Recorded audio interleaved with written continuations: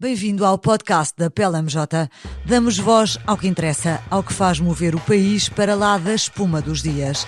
Os negócios, a comunidade, o empreendedorismo, a sustentabilidade, a arte. Partilhamos saber que é feito de experiência e que serve a todos. Move-nos a coragem para imaginar o amanhã e a vontade de criá-lo hoje. Juntos, a comunidade, os clientes, a PLMJ, a Fundação PLMJ, geramos impacto. Fique desse lado. Bem-vindo ao podcast da PLMJ. A conversa de hoje insere-se no PLMJ Think Tank, um projeto da PLMJ dedicado ao estudo científico e aprofundamento do conhecimento jurídico que é útil para as empresas. O Think Tank da PLMJ olha para as matérias mais inovadoras na vida das empresas e está também aberto à comunidade. Basta visitar em www.thinktank.plmj.com. Hoje falamos com Armando Rocha, é docente da Escola de Lisboa da Faculdade de Direito da Universidade Católica Portuguesa e tem publicado e desenvolvido investigação nas áreas do direito do mar, do ambiente e dos recursos naturais, do direito da União Europeia, do direito internacional público e dos direitos humanos. O podcast conta com a participação de Bruno Ferreira, Managing Partner da PLMJ e responsável pela área de Responsible Business, e Madalena Prestrelo Oliveira, responsável pelo PLMJ Think Tank. Hoje falamos do direito internacional na sua ligação com a vida das empresas e com um foco especial nos temas ligados ao ESG. Armando Rocha, obrigada por ter aceitado este convite para vir ao podcast da PLMJ. E começava por lhe perguntar, se queremos regular empresas, então por que razão falar do direito internacional? Olha, muito simples. É verdade que historicamente nós temos uma perspectiva do direito internacional como sendo muito diferente do direito interno, como sendo duas ordens jurídicas distintas e que nessa medida o que se passa numa é relativamente estanque por comparação com as demais. A visão que eu tenho, que é uma visão que hoje em dia é partilhada pela generalidade da doutrina, é de que o direito internacional é apenas um complemento dos direitos internos. Não há verdadeiramente uma diferença entre as ordens jurídicas internacional e interna. Desde logo, a melhor definição de direito internacional é que é um processo de formação de normas coordenado e horizontal, isto é, são processos em que os Estados, em vez de regularem a atividade de empresa ou qualquer outro sector da vida social de uma forma isolada, decidem coordenar entre si a melhor forma de regulação daquele sector da vida, daquela atividade económica, de um problema da vida social, estabelecendo mínimos, estabelecendo obrigações e, dependendo de cada sector, indo mais longe ou menos longe conforme as necessidades de cada caso. Em relação à regulação de empresas e no âmbito climático em concreto, há uma necessidade maior de se recorrer ao direito internacional. Em primeiro lugar, porque o que temos, o problema amontante na questão climática, é um problema de concentração a nível global de emissões de gases com efeito de estufa, e sendo uma concentração a nível global significa que cada emissão proveniente de cada país é de facto relevante para a produção ajusante do problema climático, o que significa, do ponto de vista jurídico, que só faz sentido haver uma regulação de alterações climáticas, uma regulação das empresas, se esta regulação for de facto comum a todos os Estados. Isto é, termos todos a bordo da mesma política, da mesma ação climática, seja de mitigação, seja também de adaptação. Se algum Estado não estiver a bordo, então podemos ter aqui um problema quanto à eficácia das medidas. Podemos ver aqui uma espécie de ferramenta no direito internacional em que uns Estados procuram obrigar outros Estados a regular as empresas de certa forma. Do ponto de vista económico, estamos perante uma situação que é mais ou menos parecida a um equilíbrio de Nash, em que os Estados sabem que a longo prazo todos perdem se não tomarem medidas, e a curto prazo todos ganhamos do ponto de vista económico de crescimento se continuarmos a ter uma economia baseada no carbono. E sabemos também que um Estado ganha mais a curto prazo se os outros adotarem políticas climáticas e ele não adotar. E por isso a melhor forma que um Estado tem de garantir o cumprimento a longo prazo por parte de todos é se puder interferir na estratégia daquele Estado, se puder interferir nas suas políticas climáticas. Sendo certo que, por causa do princípio da soberania, o Estado não pode impor uma política sua a outro Estado. Os Estados Unidos não podem interferir com decisões soberanas da China ou da Europa. E por isso uma via de o alcançar é através de coordenação, através de tratados, estabelecendo regras mais ou menos exigentes, tentem vincular todos. O Acordo de Paris é precisamente uma expressão disso. Como no Acordo Quadro de 92 não foi possível vincular todos os Estados, a regra do artigo 4º do Acordo de Paris, que delega em cada Estado a definição da sua contribuição nacionalmente determinada, foi precisamente uma estratégia para trazer todos os Estados para o interior da ação climática, garantindo assim que todas as empresas, todos os operadores económicos também terão algum tipo de regulação proveniente do direito internacional, por mais incipiente que seja o que está no Acordo de Paris. Para além do direito de saída dessa coordenação, não é? Que toda a gente espera ou antecipa que possa fazer com que os Estados Unidos possam sair de novo do Acordo de Paris com a tomada de posse do presidente Trump. Há algum tipo de sanção nessa relação de direito internacional? Ou seja, na falha de coordenação, qual é o tipo de sanção a que podem estar sujeitos os Estados que não ficam alinhados no que se comprometeram num acordo entre eles? Se eu soubesse... Estás a forçar a mão do Trump, Bruno, é isso que está a acontecer. Está aqui a colocar-nos por caminhos muito perigosos. E, enfim, é uma excelente pergunta, e se eu soubesse a resposta seria milionário, porque acho que ninguém sabe, a nível mundial, qual é a resposta correta. Digo logo, porque ao abrigo quer do Acordo de Paris, quer da Convenção Quadro, não existem sanções. É difícil percebermos até se existe uma obrigação jurídica, pelo menos não é suficientemente densa para que se possa falar ali numa obrigação jurídica, e os meios de implementação são inexistentes. Há uma cláusula que permite aos Estados aceitarem a jurisdição do Tribunal Internacional de Justiça ou de um tribunal arbitral, mas sujeito a um consentimento especial. E a verdade é que, ao abrigo do Acordo de Paris, só os Países Baixos é que aceitaram a jurisdição de ambos. O que significa que nem podem processar nem ser processados por ninguém. E, portanto, se a pergunta no âmbito da relação jurídica internacional se basear no Acordo de Paris, a resposta é evidente. Não há sanção, não há tribunal, e é uma resposta simples.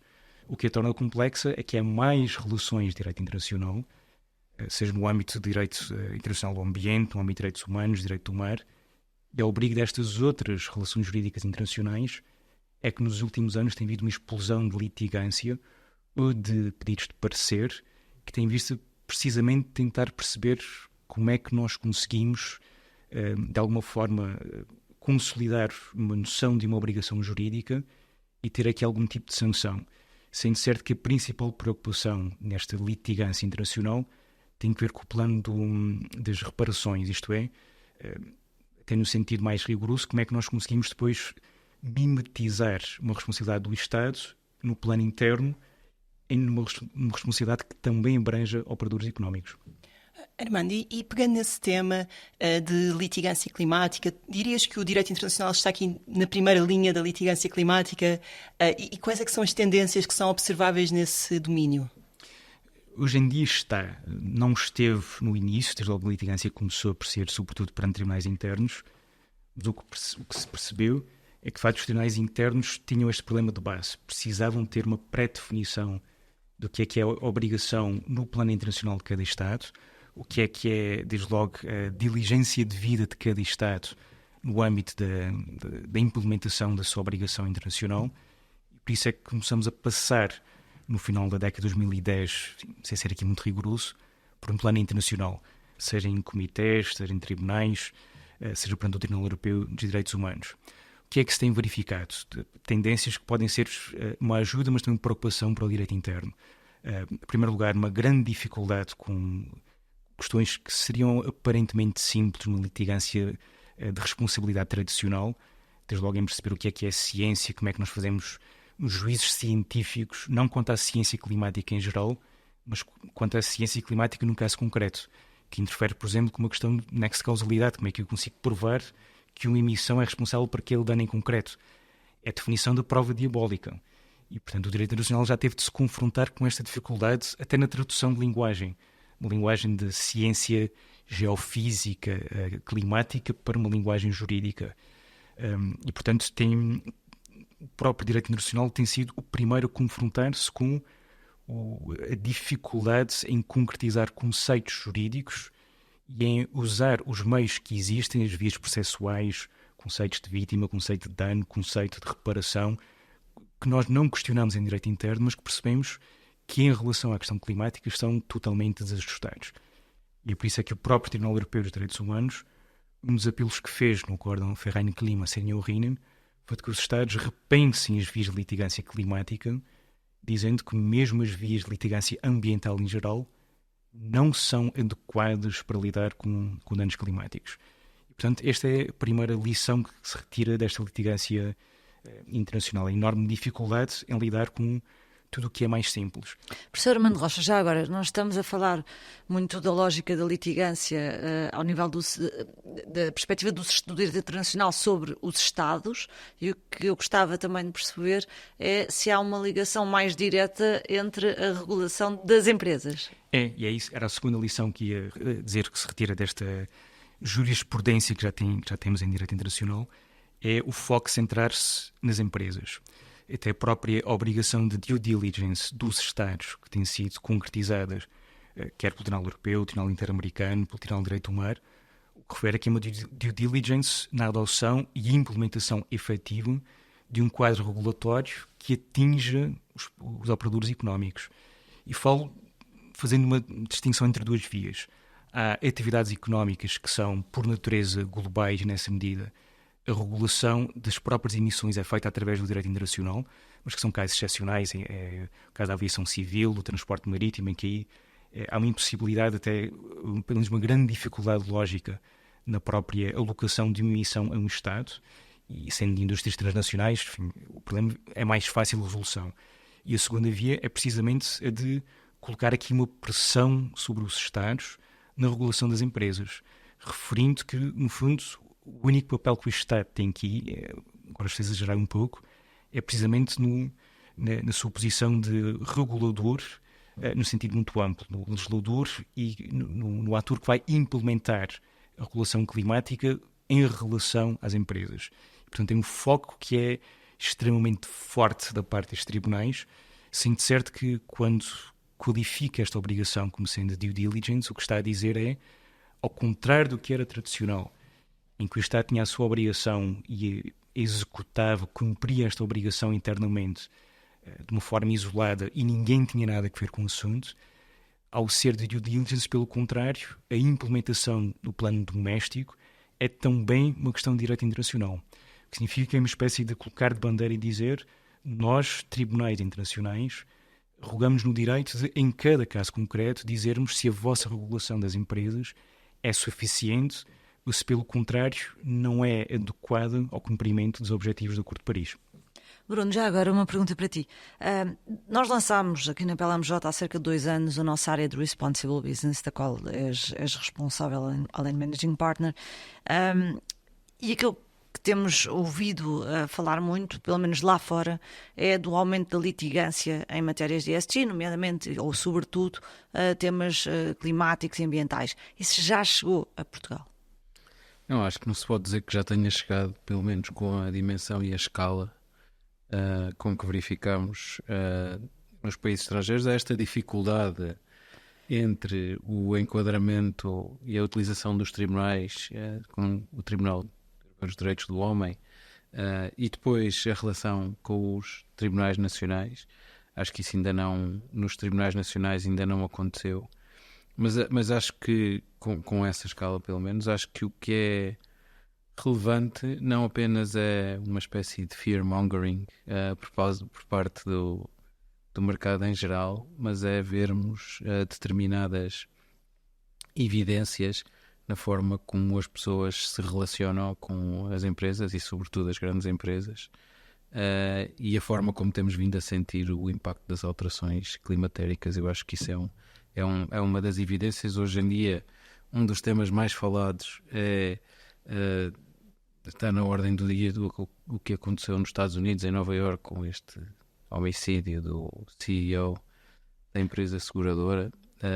Ainda hoje tinha uma notícia no Wall Street Journal precisamente sobre o que é que isso revela na relação entre os clientes e consumidores e as grandes empresas, e de que parece estar aqui criado um caldo bastante perigoso, que pode vir a dar resultados bastante negativos, uma parte dos quais se podem vir a revelar através da litigância em matérias relacionadas com alterações climáticas, para além de outras questões. Muito bem. E já agora, só acrescentar, 2024 foi um ano não a nível europeu muito interessante a nível de litigância climática. Nós, em novembro deste ano, todos nós teremos visto as notícias sobre a sentença do caso Shell, em que se reverteu uma anterior sentença judicial que condenava a Shell a reduzir as suas emissões de CO2 em, salvo erro, 45% até 2030. E embora esta sentença tenha sido uma reversão dessa imposição à sociedade de redução das emissões, a verdade é que tem sido muito apontada como um grande marco jurisprudencial, porque o Tribunal vem reconhecer de forma clara a relação entre os direitos humanos e as alterações climáticas. E por isso, embora a bom rigor seja uma reversão a nível de não reconhecer concretamente à Shell e aos seus administradores uma obrigação de reduzir as emissões num valor específico, porque há aqui muitas considerações, e até pegando em alguns comentários do Armando, na verdade até de divisão de poderes entre aquilo que é ou que deveria ser uma imposição de regulação a nível nacional ou eventualmente europeu e aquilo que é uma decisão judicial. A verdade é que este reconhecimento é um marco importantíssimo, simplesmente é um reconhecimento que vem acompanhado da conclusão de que deve haver discricionariedade da parte das empresas da forma como atingem os objetivos do Acordo de Paris. Ou seja, há esse objetivo tem de ser prosseguido, mas são as empresas que definem como. Portanto, não deixa de ser aqui uma sentença muito marcante aqui em 2024 relativamente à litigância climática. Professor, já agora, uma das questões que se coloca é mesmo, as empresas e a sociedade civil têm estado de resto muito presentes nas COPs, e este ativismo dos shareholders, dos consumidores, dos cidadãos, em geral, de facto, acaba por também ter aqui uma influência na forma como o direito de investimento impacta a vida, enfim, das pessoas. Tem, se isto é positivo ou não, confesso que hoje em dia sou muito cético quanto à participação da sociedade civil em geral nas COPs. Enfim, sou particularmente insuspeito, porque sempre o defendimos. Hoje em dia acho que se tornou mais num festival de uma feira de vaidades e trouxe um evento mais instagramável do que propriamente de resultados efetivos. Agora, há uma razão para uma maior participação da sociedade civil e há dois grupos que têm sido muito influentes. O grupo das cidades, no sentido muito genérico, que inclui Estados federados, mas também autarquias e, portanto, entes infraestaduais que sentem mais o impacto e que estão até mais preocupados com a adaptação, como é que vão ter infraestruturas que sejam suficientemente resilientes, por exemplo, para lidar com eventos climáticos, mas também uma participação muito forte da parte de operadores económicos. Muitas vezes negacionistas, não vou também discordar disto, mas há uma perspectiva que eu consigo compreender. É que a regulação climática, no sentido mais amplo do termo aqui, não estou a ser técnico ou jurídico, tem sido sobretudo uma regulação negativa, de vazio. Isto é, o direito internacional desenvolveu-se muito até na parte do direito do investimento, e a ligação entre human rights and business começou precisamente por aí, mas também não é capaz de dizer muito mais do que isto.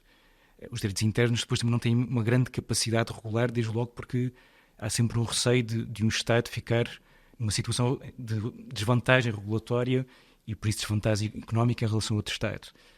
Depois, o que sucede é que perante este vazio recorremos aos tribunais e os tribunais ficam na posição daquele quadro de muitos do grito a pensarem, se vocês não conseguem regular, porque é que querem que eu diga?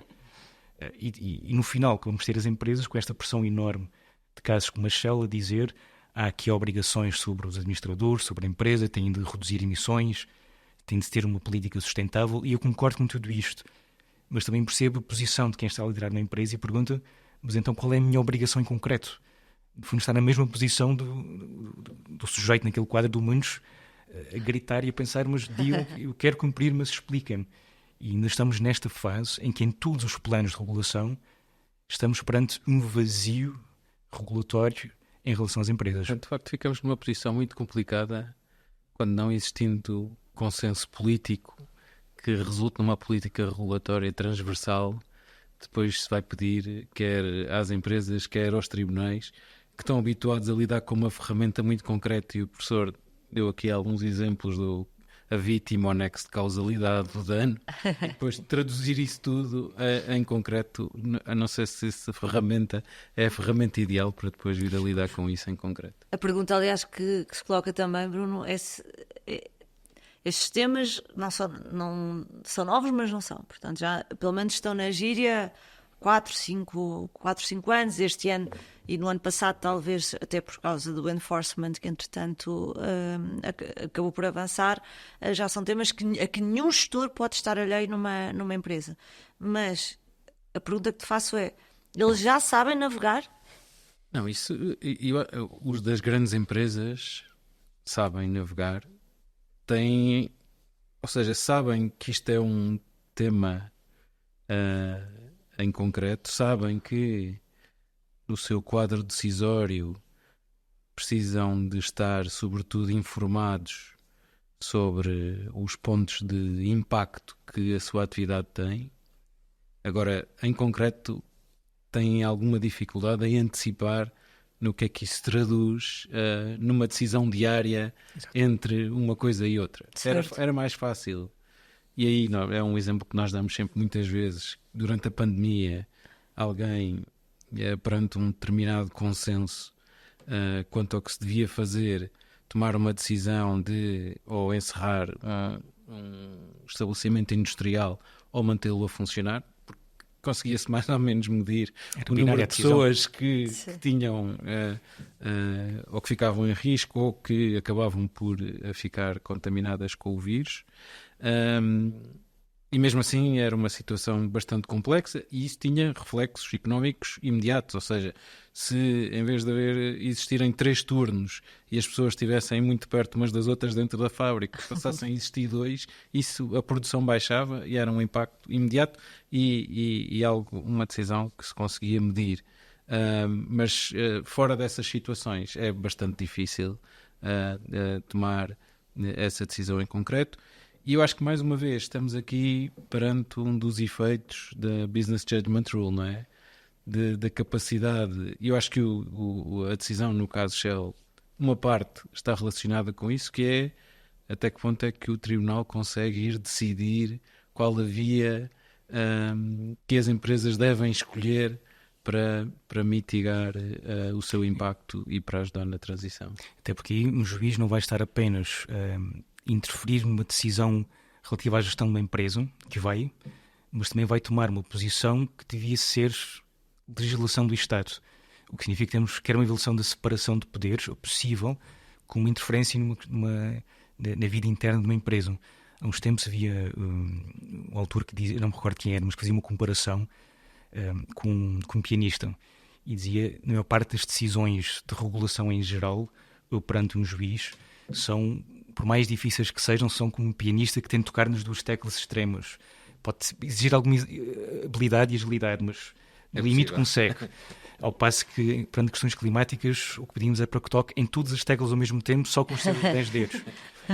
Torna-se um bocadinho inviável, porque de facto a verdade é que não consigo tocar numa tecla na questão climática sem criar algum tipo de perturbação ali adjacente. Em que os tribunais, sobretudo nos países não anglo-saxónicos, estão mais, ou não common law, estão menos habituados a alguma dose de criatividade na sua função de regulação e, portanto, acho que aí é que é um dos grandes temas que vai dificultar precisamente saber qual a via de regulação em sentido lato, se é uma regulação legislativa, se são os tribunais que devem começar a tentar encontrar uma via de regular o problema. E pegando neste tema da regulação, Armando, tendo em conta este cenário de crise em que vivemos, as novas lideranças políticas, é de antecipar algum retrocesso regulatório? Isso julgo que sim. Na Europa não acho que o risco neste momento seja grande, mas a verdade é que há sinais também preocupantes. Nos Estados Unidos julgo que haverá algum retrocesso, embora sabendo que uma boa parte da regulação no sistema norte-americano não é feito ao nível da União, mas entre os Estados Federados. Portanto, não é assim tão má notícia quanto isso. Até no primeiro mandato do presidente Trump, quando ele retirou os Estados Unidos do Acordo de Paris, foi precisamente a altura em que os Estados Federados e as cidades apareceram dizendo que na mesma iam cumprir a sua quota parte do esforço climático. E por isso houve ali uma criação de uma resiliência ao nível infra-União que protegeu os Estados Unidos contra situações destas. Por outro lado, também é visível que, quer nos Estados Unidos, quer no Brasil, quando houve uma tentativa de retrocesso, foi precisamente quando houve os maiores avanços na jurisprudência do ponto de vista da litigância climática. E, portanto, é uma notícia, mas que pode trazer também algumas boas notícias acopladas. Há quem diga que o resto do mundo andou mais rápido quando os Estados Unidos saíram do Acordo de Paris. E, portanto, é algo que... Não sei se diz bem de nós, mas...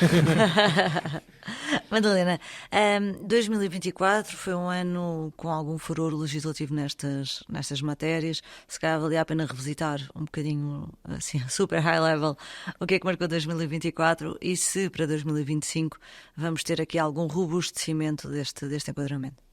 Eu diria que a nível regulatório o grande marco de 2024 foi a aprovação finalmente da CS3D, portanto a diretiva sobre a diligência devida em matéria de sustentabilidade empresarial.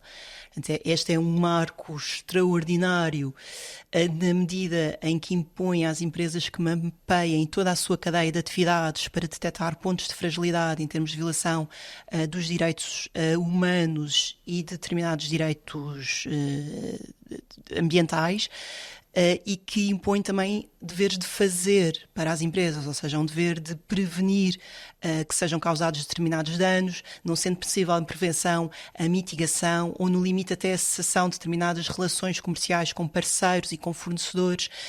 Portanto, há aqui, o que nós tínhamos visto até à CS3D era essencialmente obrigações ao nível do reporte, ou seja, as empresas tinham de divulgar aquilo que faziam ou as suas práticas em matéria de sustentabilidade.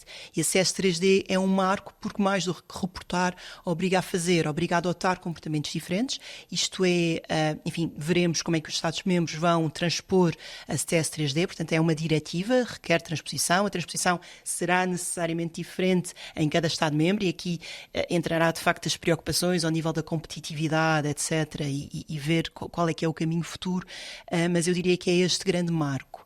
Há também na CS3D algo que já vinha na CSRD, portanto nas diretivas que obrigam ao reporte de sustentabilidade, que é a obrigação de preparação de um plano climático, ou seja, de divulgar como é que a estratégia da empresa está alinhada com atingir as metas do Acordo de Paris e não havendo esse alinhamento, como é que pretende vir a alinhar-se. Portanto, temos aqui de facto um marco muito importante na transição das empresas para este caminho, não propriamente com deveres ainda muito específicos para pegar naquilo que há bocado discutíamos sobre o que é que se espera da gestão dos administradores, mas é, apesar de tudo, já um caminho mais marcado.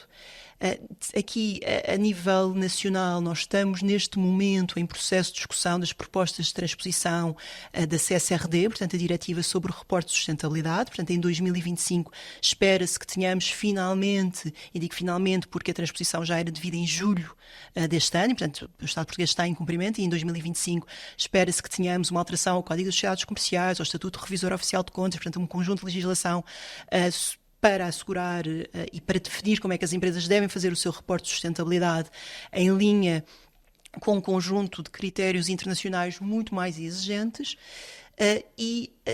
Está agora em discussão, em cima da mesa, aquela ideia da criação da diretiva Omnibus. Ninguém sabe ainda exatamente o que é que isso significa, mas seria a ideia que foi apresentada aqui há pouco tempo pela Presidente da Comissão Europeia de colocar no mesmo instrumento a CSRD, portanto a Diretiva do Reporte de Sustentabilidade, a CS3D, esta Diretiva da Diligência Devida Empresarial, e também o Regulamento de Taxonomia. Portanto, a ideia de base é uma ideia, enfim, muito...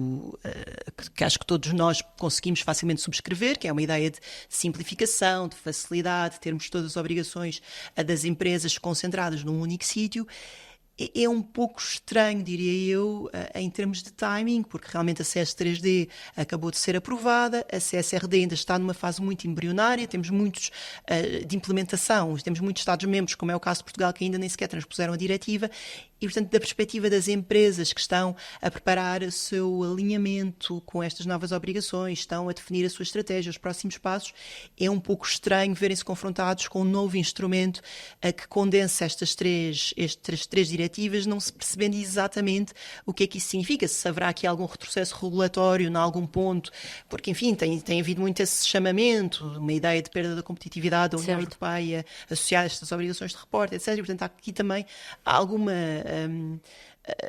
ideia de que esta diretiva Omnibus pode vir representar um retrocesso em algumas obrigações e, portanto, temos aqui alguma incerteza para o próximo ano, mas que eu diria que não deve afastar as empresas de preparação que estão já agora a fazer daquilo que agora já está em vigor. Professor, quer acrescentar alguma coisa sobre para onde é que espera que vá, em que direção irá esta regulação em 2025? Olha, não creio que vai haver grandes novidades em 2025, honestamente, até porque as propostas de diretiva levam sempre demasiado tempo a serem adotadas. Portanto, temos aqui ainda vários passos e honestamente julgo que ainda que possamos esperar alguns retrocessos a curto prazo, o mais importante é vermos o caminho de fundo. Exatamente, que a longo prazo vamos ter uma maior exigência regulatória. Eu julgo até que esta proposta de nova diretiva vem um bocadinho nesse sentido, por uma outra razão, porque acho que a principal razão para termos neste momento uma nova proposta é manter a bola a rolar, para assim uma linguagem mais desportiva. É, no fundo, deixar a mensagem de que não estamos aqui para... O jogo ainda não terminou. A conversa é para continuar. Exatamente, vamos continuar a ser mais exigentes e portanto, esperem maior exigência na regulação jurídica, que pode não acontecer em 25, não creio, até porque vamos ter aqui o impacto do primeiro ano do mandato de Trump, mas julgo que para 26, 27 e sim podemos ter um maior aprofundamento de obrigações para as empresas e vindo do direito da União Europeia. O que, em 30 segundos, é uma excelente notícia, mas uma péssima notícia em geral, porque significa que nós só conseguimos ter uma regulação mais exigente quando temos aqui um bode expiatório, quando conseguimos fazer o outsourcing da culpa, ainda que sejam os nossos ministros no Conselho da União Europeia a votar a favor de uma diretiva, são os mesmos que depois se queixam no plano interno de que têm de transpor a diretiva que vem de Bruxelas, como se Bruxelas não fossem eles lá representados. Mas mostra este vazio, a incapacidade que cada Estado tem de ter uma certa dianteira na ação climática. Muito rápido, acho que isto resulta das tais palavras do relatório Draghi sobre o problema da competitividade da União Europeia e uma certa ideia de excesso de complexidade com demasiada regulação no tema, mas acho que tem um efeito bastante negativo, porque parece, de certa maneira, hesitação sobre, não, fizemos isso, acabámos de aprovar uma diretiva, já temos aqui um conjunto regulatório, mas se calhar ainda vamos repensar isso, o que eu acho que para as empresas que têm, de facto, de pensar a longo prazo, é bastante danoso. E, sobretudo, também porque deixa aqui uma certa ideia de que não se fez propriamente uma medição dos custos e das vantagens. A transição energética tem custos, o combate às alterações climatéricas tem custos. Se calhar ninguém disse a quem é que ia pagá-los, não é? E também e em termos de medição, e portanto, então se há aqui uma certa ideia de que há um custo excessivo, esse custo é comparado com o quê? Com não haver um combate às alterações climáticas, não haver uma transição energética. Eu acho que também esse debate está, de certa forma, por fazer. Muito bem. Muito obrigada, professor Armando Rocha, por ter estado no podcast da PLMJ. Obrigada, Bruno Ferreira e Madalena Postrela Oliveira.